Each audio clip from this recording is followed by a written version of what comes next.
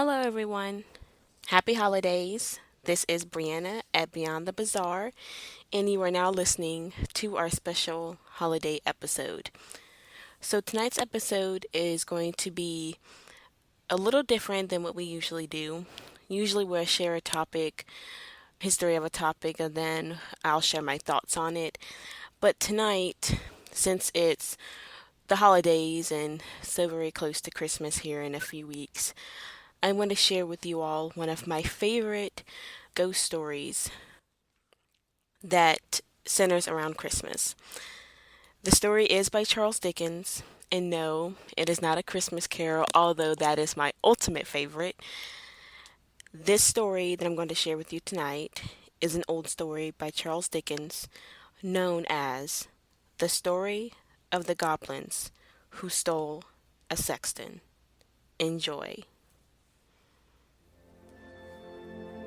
In an old abbey town, down in this part of the country, a long, long while ago, so long that the story must be true, one, because our great-grandfathers implicitly believed it, there officiated as sexton and gravedigger in the churchyard, one Gabriel Grubb.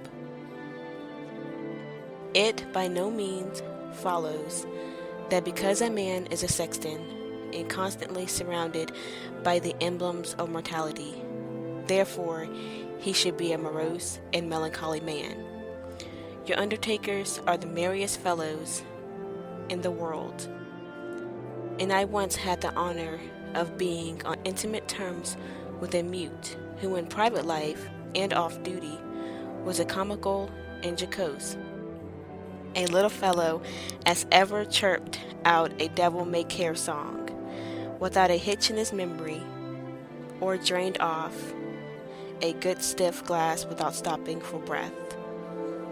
But notwithstanding these precedents to the contrary, Gabriel Grubb was an ill-conditioned, cross-grained, surly fellow, a morose and lonely man, who consorted with nobody but himself, and an old wicker bottle which fitted into his large, deep waistcoat pocket, and who eyed each merry face as it passed him by with such a deep scowl of malice and ill humor, as it was difficult to meet without feeling something the worse for.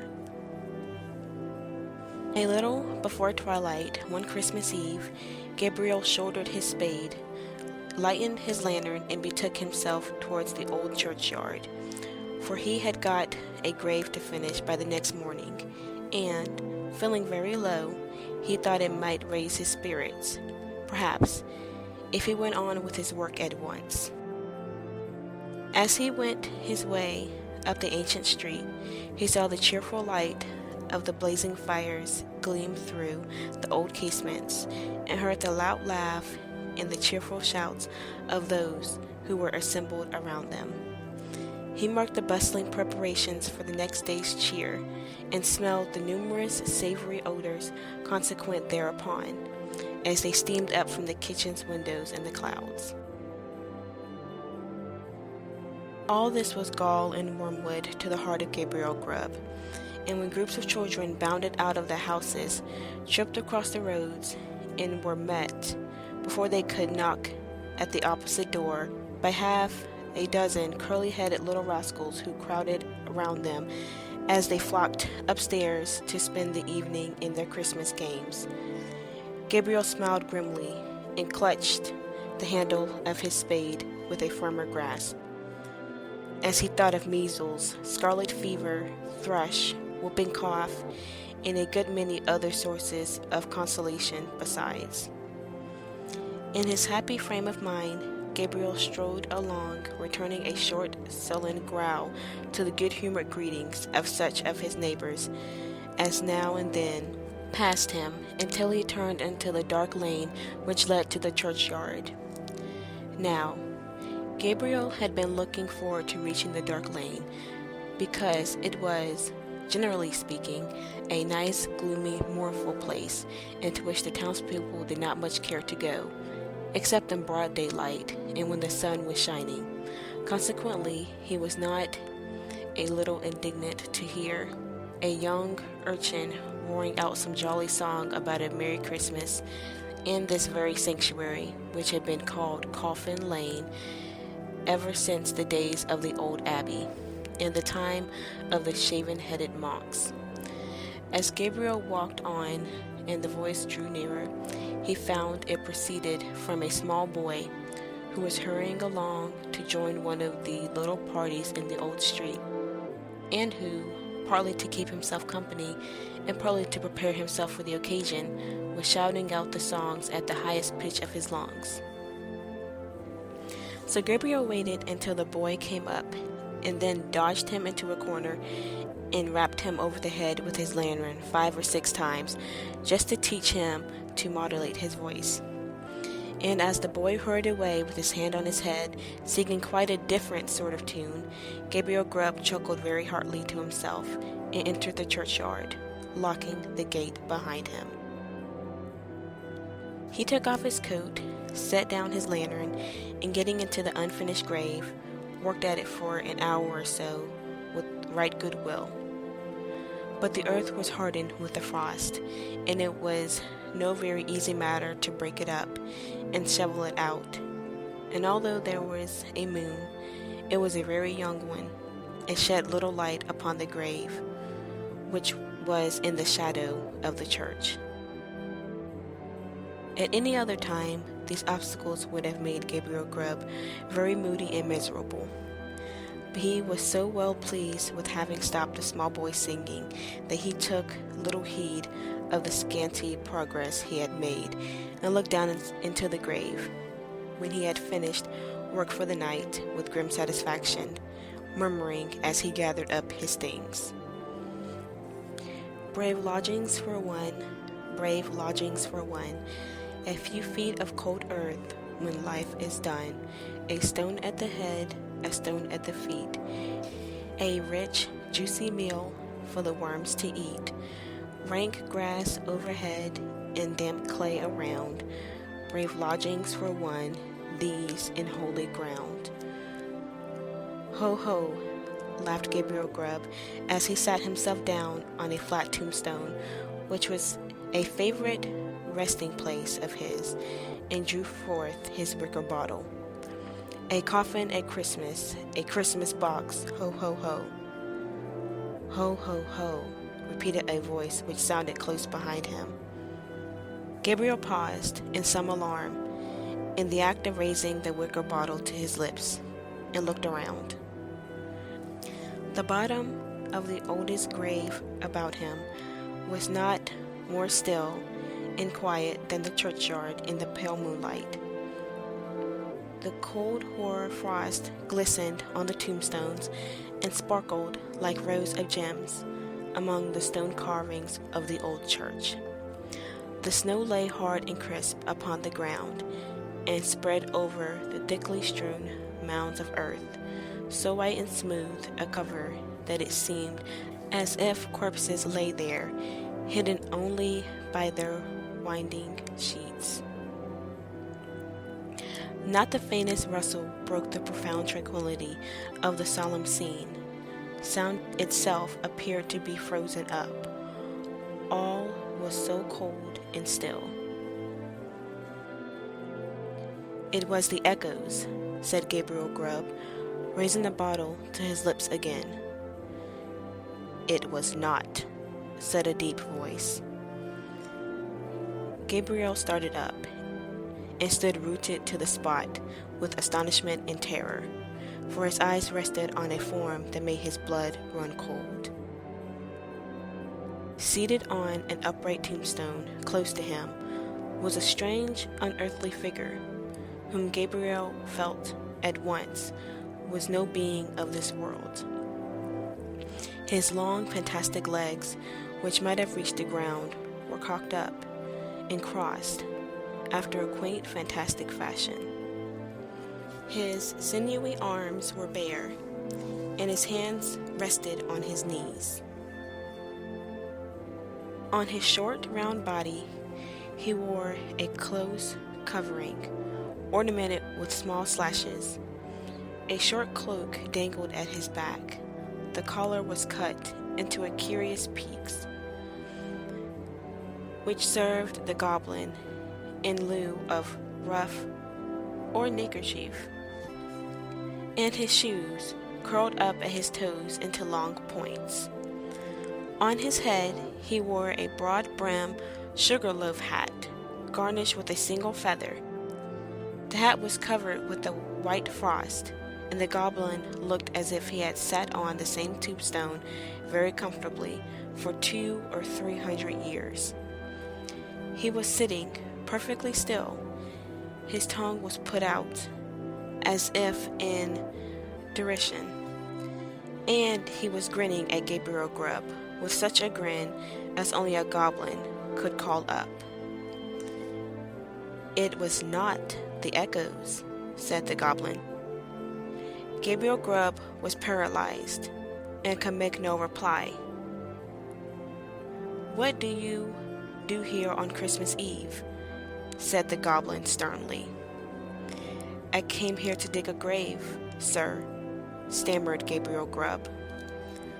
"What man wanders among the graves in churchyards on such a night as this?" cried the goblin. "Gabriel Grubb, Gabriel Grubb," screamed a wild chorus of voices that seemed to fill the churchyard. Gabriel looked fearfully round. Nothing was to be seen. "What have you got in that bottle?" said the goblin.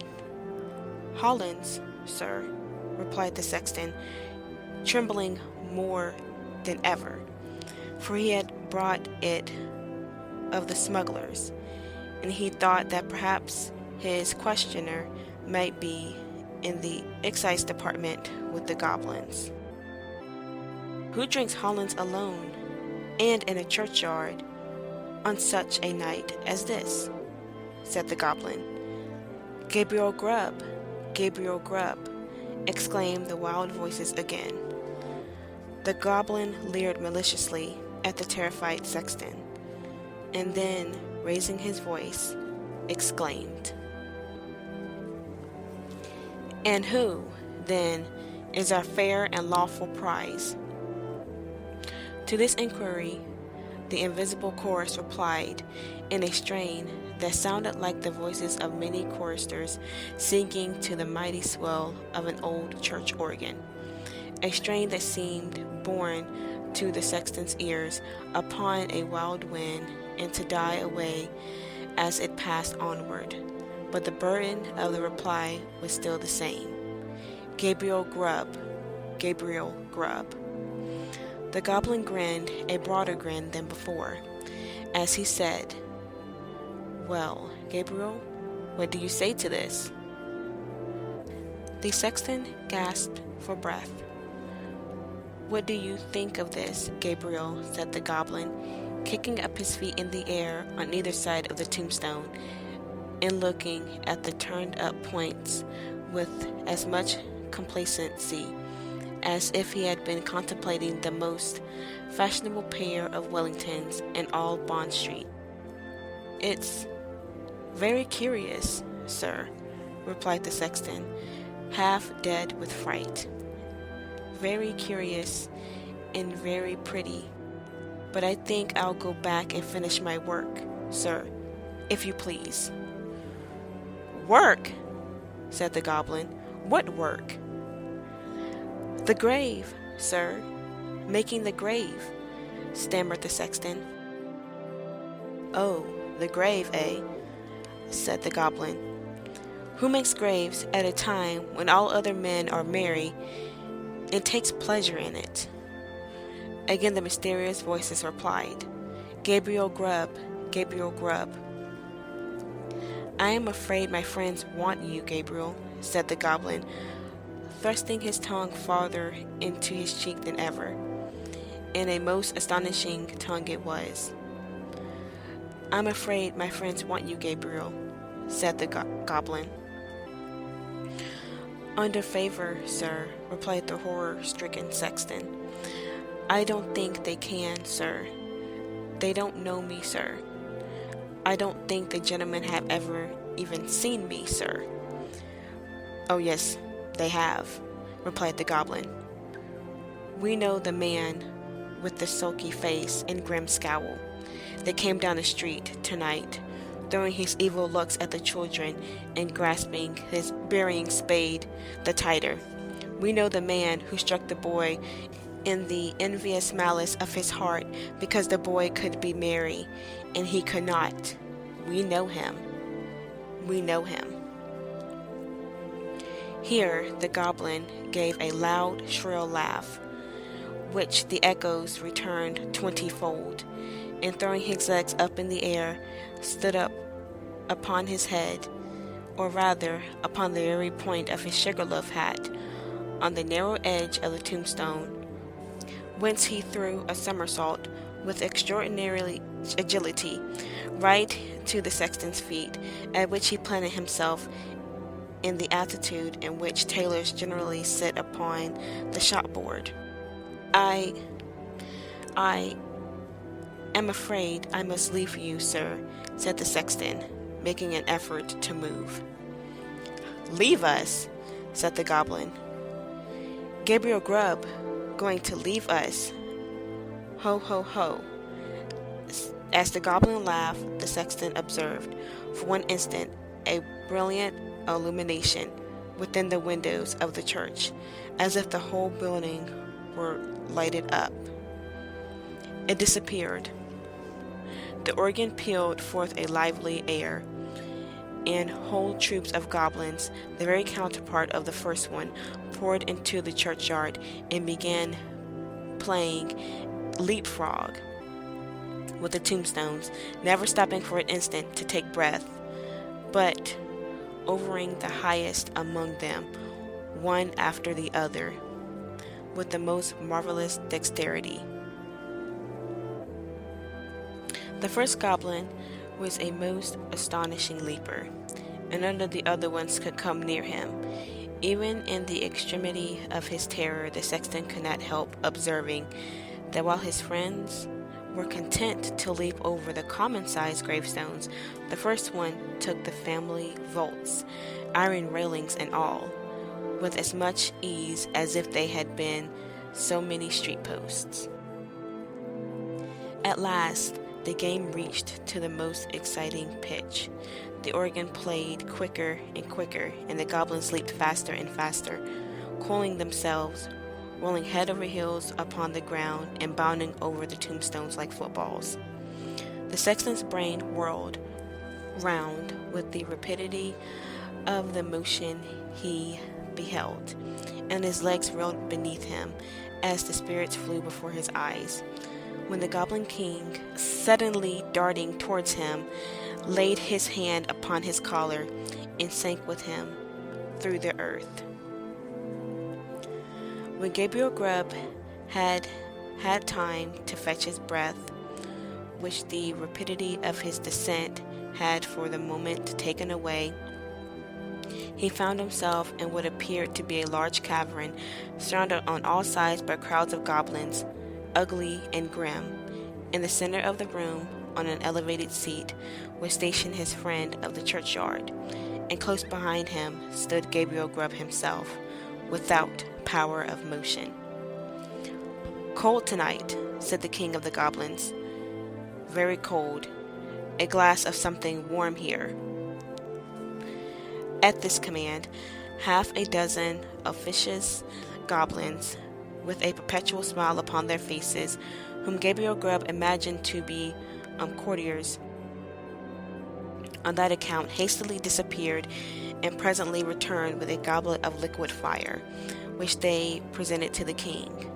"Ah," cried the goblin, whose cheeks and throat were transparent as he tossed down the flame, "this warms one indeed. Bring a bumper of the same for Mr. Grubb." It was in vain for the unfortunate sexton to protest that he was not in the habit of taking anything warm at night. One of the goblins held him, while another poured the blazing liquid down his throat. The whole assembly screeched with laughter as he coughed and choked, and wiped away the tears which gushed plentiful from his eyes after swallowing the burning draught. "And now," said the king, fantastically, poking the taper corner of his sugar loaf hat into the sexton's eye, and thereby occasioning him the most exquisite pain. "And now, show the man of misery and gloom a few of the pictures from our own great storehouse." As the goblin said this, a thick cloud, which obscured the remoter end of the cavern, rolled gradually away, and disclosed, apparently at a great distance, a small and scantily furnished, but neat and clean apartment. A crowd of little children were gathered round a bright fire, clinging to their mother's gown and gambolling around her chair. The mother occasionally rose and drew aside the window curtain as if to look for some expected object. A frugal meal was ready spread upon the table, and an elbow chair was placed near the fire. A knock was heard at the door. The mother opened it, and the children crowded round her, and clapped their hands for joy as their father entered. He was wet and weary, and shook the snow from his garments as the children crowded round him, and seizing his cloak, hat, stick, and gloves, with a buzzy zeal, ran with them from the room. Then, as he sat down to his meal before the fire, the children climbed around his knee, and the mother sat by his side, and all seemed happiness and comfort. But a change came upon the view. Almost imperceptibly, the scene was altered to a small bedroom where the fairest and youngest child lay, dying. The roses had fled from his cheeks, and the light from his eye, and even as the sexton looked upon him with an interest he had never felt or known before, he died.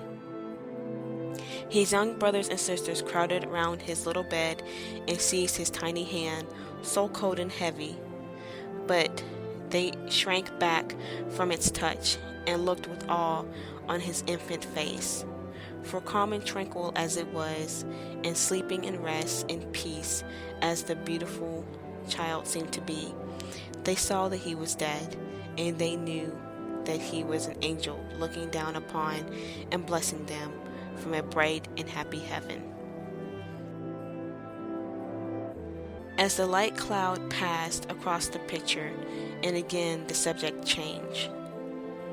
The father and mother were old and helpless now, and the number of those about them were diminished more than half, but content and cheerfulness sat on every face and beamed in every eye, as they crowded round the fireside and told and listened to old stories of earlier and bygone days. Slowly and peacefully the father sank into the grave, and soon after the sharer of all his cares and troubles followed him to a place of rest.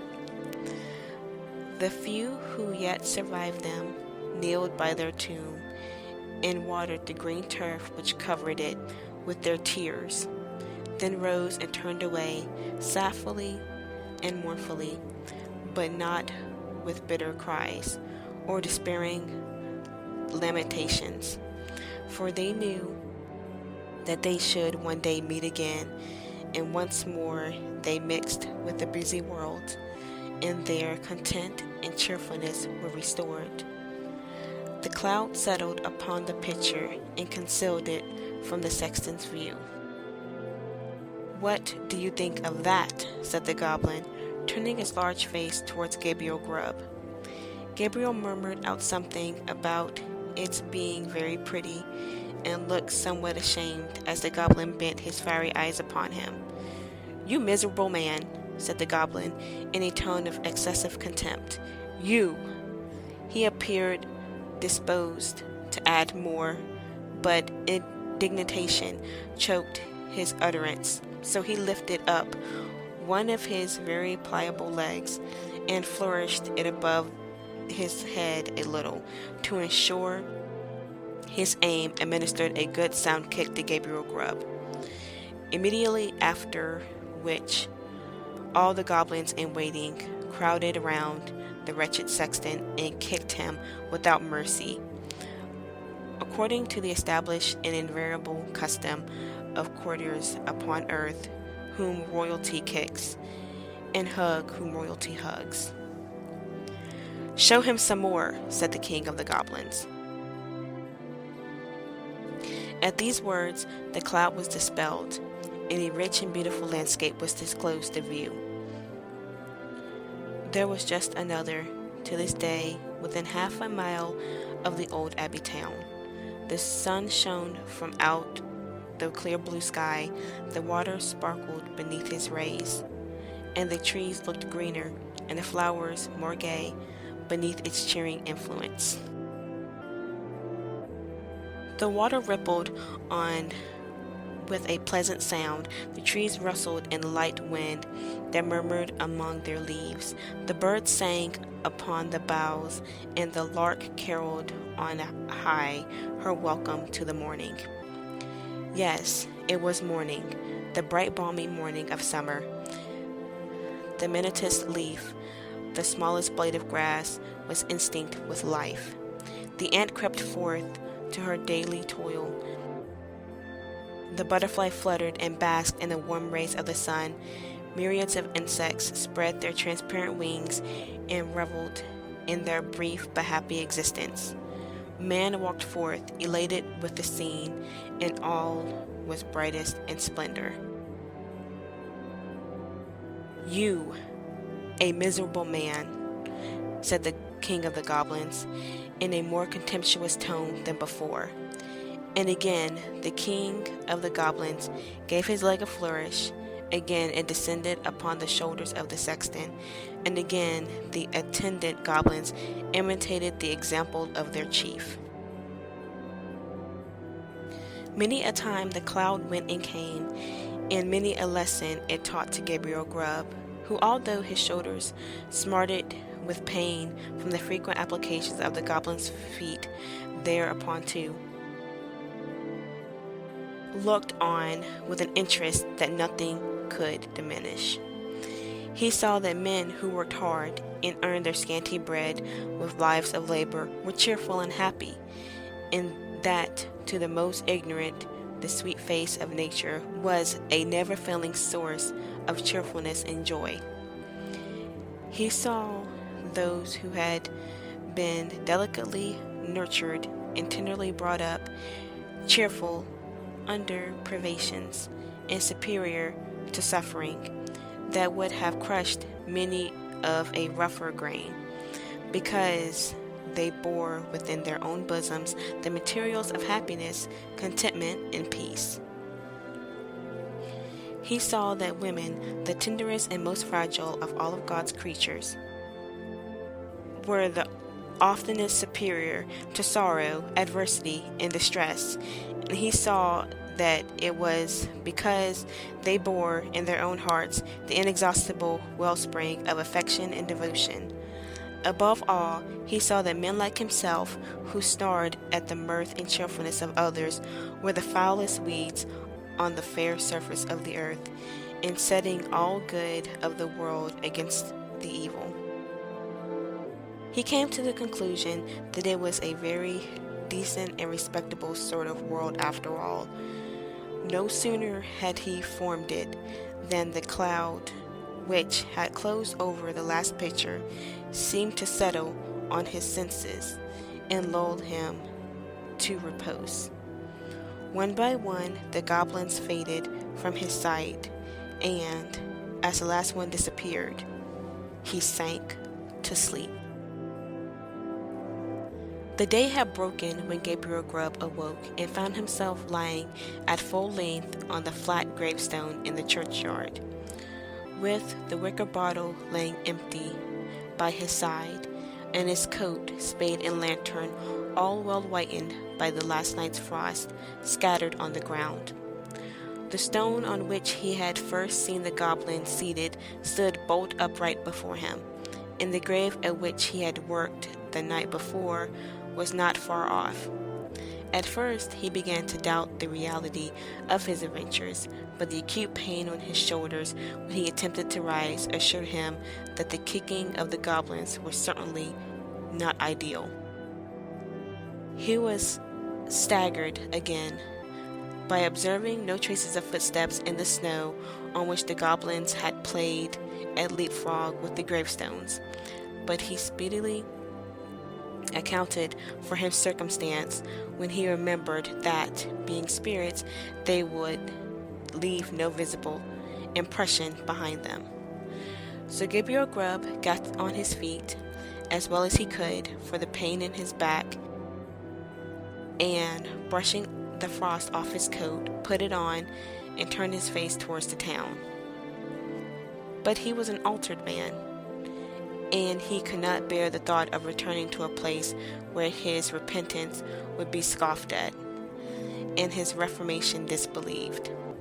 He hesitated for a few moments, and then turned away to wander where he might, and seek his bread elsewhere.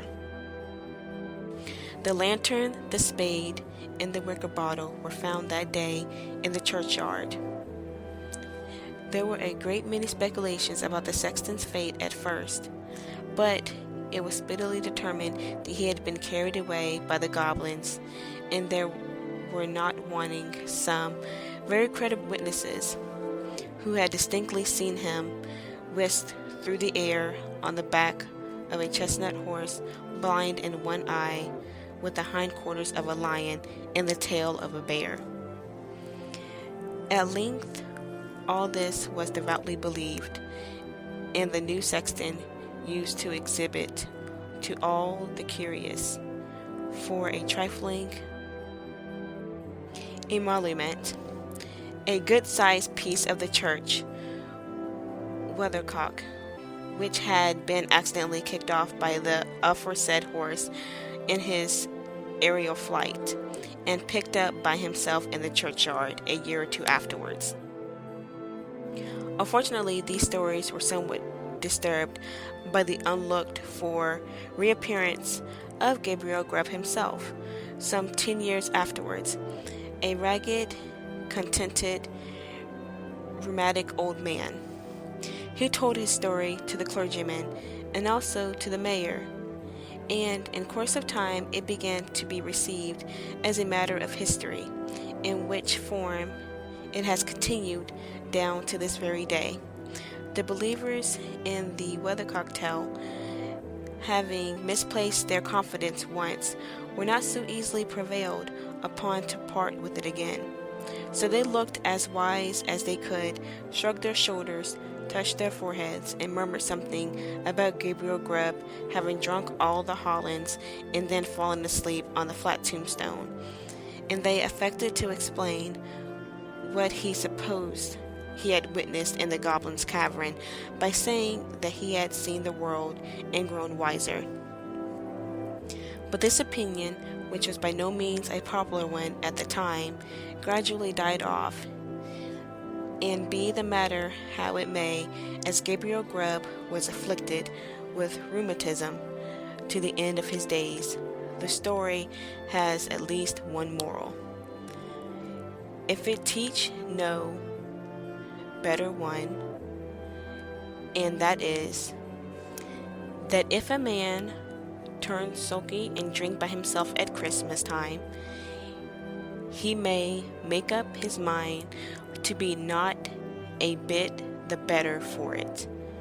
Let the spirits be never so good, or let them be even as many degrees beyond proof as those which Gabriel Grubb saw in the goblin's cavern. Thank you guys so much for joining us and listening to the story of the goblins who stole a sexton by Charles Dickens. It's probably my second favorite Christmas tale, aside from, of course, A Christmas Carol. And there are so many different Christmas ghost stories out here, and it was hard to kind of choose one, so I just kind of went with a favorite of mine. And I hope you guys did all enjoy that. At first, I was thinking it may be a little weird to share a Christmas story during, well, not Christmas story, a ghost story during the holidays. But, and I believe the song is called It's the Most Wonderful Time of the Year. The Christmas song, there's a line that goes, there'll be scary ghost stories and tales of the glories of Christmases long, long ago. So it just kind of gave me an idea to share with you all one of my favorite ghost stories, and hope you guys all enjoyed listening to it and listening all throughout the Christmas season. Hey, even play it for your families if you want to. And once again, I know I've said this so many times, but thank you guys so much for listening to us, helping us make this dream of starting this podcast come true, and just put so much content out here for you guys. We really, really enjoy it and really appreciate you guys listening week after week. And we promise that we will be back sometime in 2021. So just be on the lookout for an announcement on that. And with that being said, just enjoy your holidays, stay safe, be happy, be merry. Just try to, you know, focus on the good times if you're having a hard time. And, I know things are different, especially this time of year for this holiday, but hopefully soon, we'll be back the way we used to be, or some resemblance of where we were before all of this mess with the pandemic happened. So, once again, just enjoy your holidays. We live in a great time of technology where we have FaceTime, Skype, Zoom.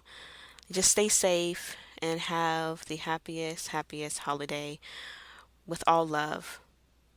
Until next year, beyond the bazaar.